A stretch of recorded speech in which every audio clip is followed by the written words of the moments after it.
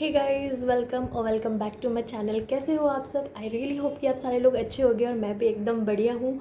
और जो आज का जो वीडियो होने वाला है वो बहुत ज़्यादा रिक्वेस्टेड वीडियो था। बहुत जितने भी मेरे जूनियर्स हैं, चाहे वो टेलीग्राम पे हो, इंस्टाग्राम पे हो या यूट्यूब पे हो, कमेंट्स में सब लोग कह रहे थे कि दीदी जल्दी से आप एक ऐसा वीडियो बना दो कि नीट 2022 का प्रिपरेशन कैसे स्टार्ट करना चाहिए। तो मैं उसी के लिए ये वाला वीडियो आज लेके आ गई हूँ। आई रियली होप कि आपको ये वाला वीडियो पसंद आएगा। स्टार्ट करने से पहले मैं ये ज़रूर बताना चाहूँगी कि हो सकता है कि मैं आपको ये ना बता पाऊँ कि लाइक MBBS कैसे मिल जाएगा, लेकिन मैं ये ज़रूर अब बता सकती हूँ कि क्या गलती हो जाती है जिसकी वजह से हम MBBS नहीं कर पाते या नहीं हमारा सिलेक्शन हो पाता है। तो आई रियली होप कि ये लाइन आपको समझ में आ गया होगा कि मैं क्या बोलना चाह रही हूँ। और इसी के साथ इस वीडियो को स्टार्ट करते हैं।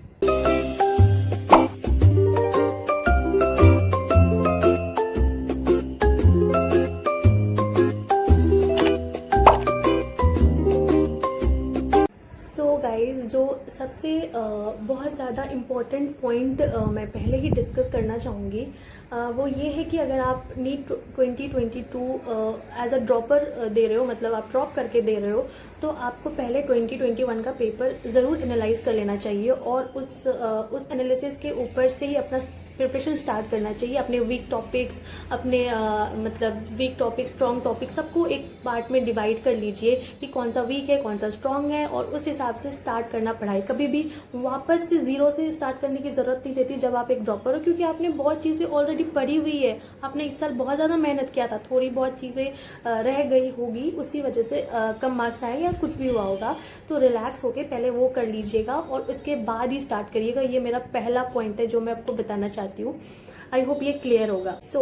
नेक्स्ट जो बहुत ज़्यादा इंपॉर्टेंट पॉइंट है वो ये है कि रिवीजन कितना बड़ा फैक्टर रखता है। आप ये ज़रूर समझ रहे होगे अगर आप एक नीट एस्पिरेंट हो, क्योंकि हमारे पास 98 चैप्टर्स होते हैं और 98 चैप्टर को रिवाइज करना, उसको सारा चीज़ रिकॉल करके रखना नीट एग्जाम के दिन तक वो बहुत ज़्यादा टफ होता है।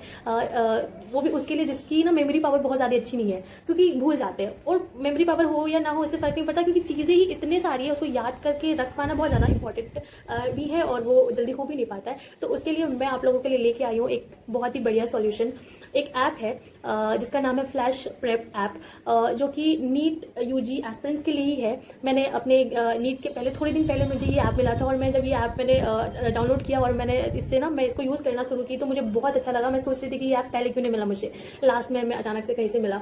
सो इस ऐप के बारे में मैं आपको बताना चाहूँगी। और ये ऐप में क्या है कि आपको ना सारे चैप्टर आप आराम से रिवाइज करते हो फ्लैश कार्ड्स के थ्रू। ठीक है, मतलब फ्लैश कार्ड्स के थ्रू जब आप रिवाइज करते हैं ना, चीज़ें बहुत जल्दी याद रहती है। लाइक कुछ ऐसे टफ चैप्टर होते हैं, जैसे कि मेरे लिए ना ऐसे बायो में फोटोसिंथेसिस वगैरह थोड़ा सा टफ मुझे लगता था, बट मैंने इस ऐप के थ्रू थोड़ा फ्लैश कार्ड्स देखा और फ्लैश कार्ड्स के थ्रू रिवाइज किया, तो चीज़ें बहुत जल्दी याद भी हो गई और क्लियर भी हो गई। तो पहली चीज़ तो ये। दूसरी चीज़, आप इसमें खुद का भी फ्लैश कार्ड्स बना सकते हो, क्योंकि फ्लैश कार्ड जो बनी रहेगी ना, तो एकदम एग्जाम के 2-4-5 दिन पहले आराम से देखोगे ना, तो रिलैक्स करके देख रहे होगे। यूँ नहीं कि NCERT खोले हुए हैं, सारा खोले हुए हैं, ये भी पढ़ ले वो भी पढ़ ले, बहुत ज़्यादा मुश्किल हो जाता है। तो ये ऑब्वियसली मैंने बता दिया आपको। तीसरी बात, आपको यहाँ पे मॉक टेस्ट भी मिलेगा, जो कि एक आराम से फ्लैश कार्ड के फॉर्म में ही है। उसको भी आप मॉक टेस्ट दे सकते हो और आपको इससे क्या होगा ना, आप बार बार रिवाइज करोगे, चीज़ें याद रहेगी और इस वजह से आराम से आप कंसिस्टेंट रह सकते हो। पता है, क्योंकि जब अपने पास चीज़ें अवेलेबल रहती है ना, सब कुछ ऐसे हाथ में ही है, जब फ़ोन हाथ में, आराम से खोल लिया है और आराम से आप सारा कुछ रिवाइज करने लग गए, कोई भी चैप्टर में दिक्कत है, कुछ भी है। और दूसरी बात ये कि अगर आप कोई भी मॉक टेस्ट देते हो या कोई भी फ्लैश कार्ड्स के थ्रू रिवाइज करते हो, तो वो अगर आपने किया तो आप अपने फ्रेंड को शेयर कर सकते हो और उसे चैलेंज कर सकते हो कि मैंने इतने देर में किया, मैंने इतने सही की, तुम करके दिखाओ, समथिंग लाइक दैट। एक कॉम्पिटेटिव सा माहौल भी देता है अगर आप अपने फ्रेंड के साथ इसे यूज़ करते हो। बहुत ज़्यादा बेस्ट है ये चीज़। और सबसे बड़ी बात कि आपको यहाँ पे ना 5 ईयर्स के क्वेश्चन पेपर वगैरह ये सब भी मिल जाएगा, प्रीवियस पेपर, जो कि आप बार बार रिवाइज करोगे तो आपके लिए एकदम बेस्ट है। देखो, प्रिपरेशन के दौरान कंसिस्टेंट रहना सबसे ज़्यादा इंपॉर्टेंट है और ये ऐप आपको हेल्प करता है कंसिस्टेंट रहने में, क्योंकि आप रोज़ पढ़ोगे एक टाइम पीरियड बना के कि हमें इतना देर तो रोज़ पढ़ना ही है। उस हिसाब से इस ऐप को भी यूज़ करते जाओगे, रोज़ फ्लैश कार्ड के थ्रू रिवाइज करने में चीज़ें जल्दी रिवाइज होगी। और जो चैप्टर आपके स्ट्रॉन्ग है ना, उसके NCERT हमेशा पढ़ने की जरूरत नहीं है, ऐसे फ्लैश कार्ड ले लिए, रिवाइज कर लिए, जहाँ पे लगा, जिस टॉपिक पे लगा कि यार ये तो याद नहीं है, तो वो वहीं पर फिर याद भी हो जाएगी। तो ये बेस्ट चीज़ है जो मैं आपको इस वक्त रिकमेंड कर सकती हूँ। और लिंक जो है डिस्क्रिप्शन में दे दूँगी, वहाँ से ज़रूर जाके डाउनलोड कर कर लेना और इस ऐप को यूज़ करना। और सबसे बड़ी बात ये है कि ये ऐप एकदम फ्री ऑफ कॉस्ट है, तो आपने कोई टेंशन नहीं लेना, आराम से डाउनलोड करना और फ्री में सारी चीज़ों का फ़ायदा उठाना है और अपना प्रिपरेशन एकदम बेस्ट कर लेना है। और एक चीज़ मैं बताना चाहूँगी कि हम लोग हमेशा ना कुछ भी रिवाइज जब करते हैं तो हम लोग क्या करते हैं, नॉर्मल वे क्या है, जाके वापस पढ़ लेते हैं अपना नोट्स उठाते हैं और पढ़ना शुरू कर देते हैं और फिर जाके कोई टेस्ट देते हैं या कोई क्वेश्चन सॉल्व करते हैं, जो कि मेरे हिसाब से एक रॉन्ग तरीका है और टाइम कंज्यूमिंग तरीका है। पूछिए क्यों? क्योंकि जब हम वापस से पढ़ते हैं तो कई चीज़ें हमें लगती है यार ये तो आती है ना, तो बोर भी होता है। तो करना क्या है ना कि कोई भी चैप्टर रिवाइज करना है या कोई भी टॉपिक रिवाइज करना है, आप सीधे जाके आप फ्लैश कार्ड्स में जाओ या फिर क्वेश्चन वाले जो भी है फ्लैश कार्ड्स उसमें जाओ और उसके अंदर आप सीधे फ्लैश कार्ड्स के थ्रू वो करो, क्वेश्चंस प्रैक्टिस कर लो। जहाँ पे लगता है ना आपको कि ये तो नहीं हो रहा मुझसे या फिर ये टॉपिक तो मैं भूल गई हूँ, तो जाके वापस से पढ़ लेना है नोट से, तब जाके पढ़ना, यानी उल्टा रिवर्स प्रोसेस में जब जाओगे तो वो बेस्ट रहता है। इनफैक्ट जब मैं अभी लास्ट मोमेंट पे पेपर भी दे रही थी ना एग्जाम के पहले, तो क्या कर रही थी मैं कि आराम से पहले टेस्ट दे देती थी और फिर वापस जाके पॉइंट्स देखती थी बुक वगैरह में कि कहाँ पे क्या चीज़ है जो मैंने गलत कर दी। तो उससे ना वो चीज़ याद रह जाती है जो हमने गलत करी, क्योंकि हमने क्या किया, क्वेश्चन किया, उस वक्त माइंड में गया वो चीज़ें। दूसरी चीज़ कि फिर हमने ना जब वो देख रहे थे सही हो गया कि गलत हो गया, तो उस वक्त वापस से वो क्वेश्चन हमने पढ़ा।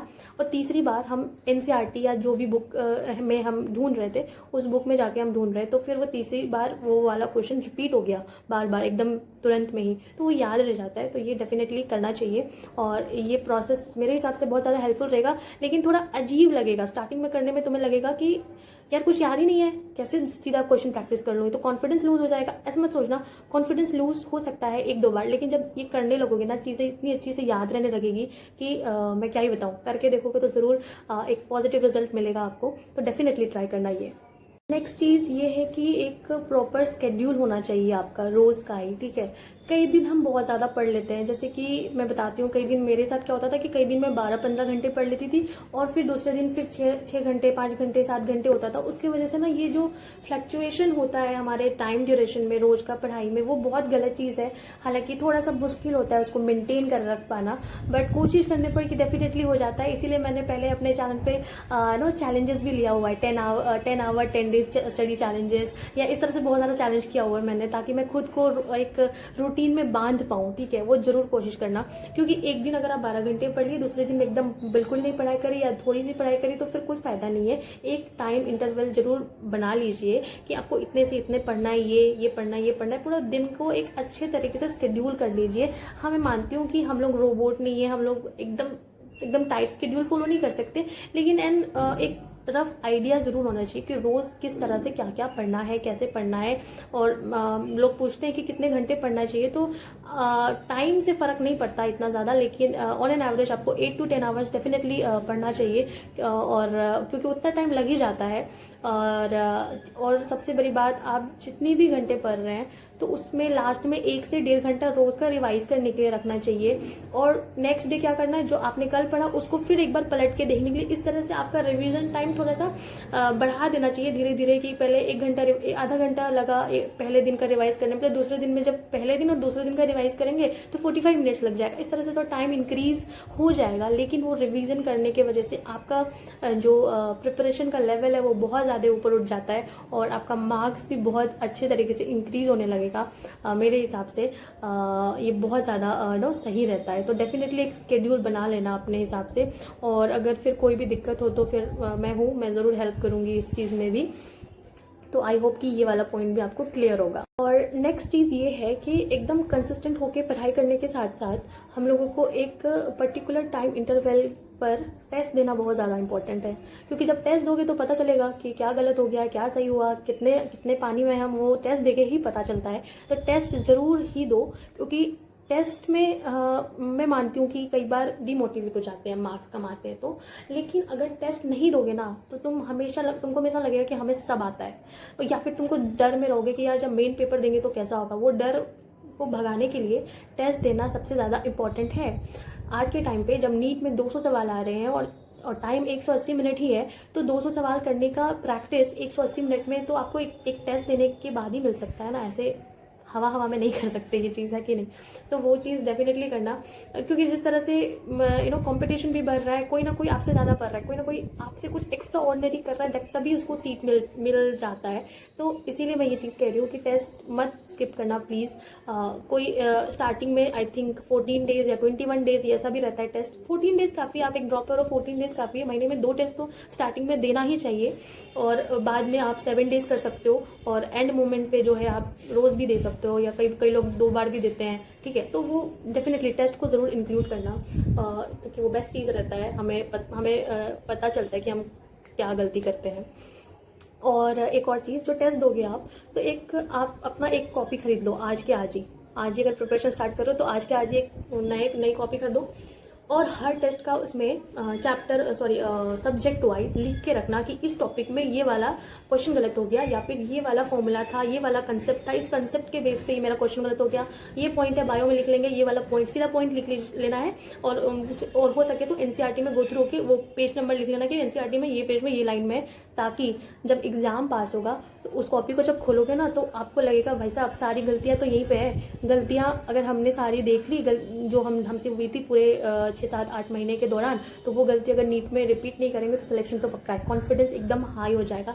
ये डेफिनेटली ट्राई करना। ओके, आई रियली होप कि मैंने जो पॉइंट बताए वो आप लोगों को पसंद आया हो और हेल्पफुल हो। मैंने अपने लेवल पे मैंने जो गलतियाँ करी, या मैंने जो चीज़ अपनाया था अपने प्रिपरेशन के टाइम पे, वो चीज़ ही मैं शेयर कर रही हूँ। और जो मैं बता रही हूँ, आई श्योर कि ये बहुत इफ़ेक्टिव वे है। ये मुझसे लोगों ने कहा था, या फिर मैंने खुद से एनालाइज किया हुआ है, मैंने खुद से इससे गो थ्रू हुआ है, तभी जाके मैं आपको बता रही हूँ। और कोई भी डाउट, कोई भी कुछ होता है तो कमेंट में पूछ सकते हो, और टेलीग्राम चैनल पे ऐड हो सकते हो, लिंक डिस्क्रिप्शन में दिया रहेगा। और मैं हमेशा हूँ हेल्प करने के लिए। थैंक यू सो मच इस वीडियो को देखने के लिए। मिलते हैं अगले वीडियो में, तब तक के लिए बाय, टेक केयर, और हंसते रहिए, मुस्कुराते रहिए। बाय।